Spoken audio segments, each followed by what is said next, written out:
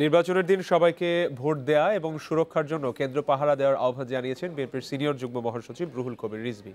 ৩০ December vote বিপ্লব হবে বলেও তিনি মনে করেন। সকালে নয়াপল্টনে দলের কেন্দ্রীয় কার্যালয়ে সংবাদ সম্মেলনে তিনি অভিযোগ করেন, বিএনপির নির্বাচনী এজেন্ট, কর্মী এবং সমর্থকদের এলাকা ছাড়তে হুমকি দেওয়া হচ্ছে। নির্বাচন কমিশন সেনাবাহিনীকে মাঠে নামিয়ে হাত পা বেঁধে রেখেছেন বলেও মন্তব্য করেন তিনি।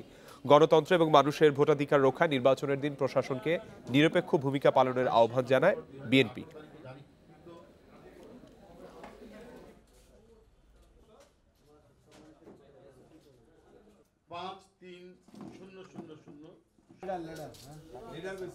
আজকে বিভিন্ন জায়গায় প্রতিরোধ তৈরি হয়েছে এবং এই প্রতিরোধের মুখেই সন্ত্রাসীরা পালাবে এবং আগামী পরশুদিন জনগণের যে ভোট বিপ্লব, সেই ভোট বিপ্লব নিশ্চিত হবে ইনশাল্লাহ।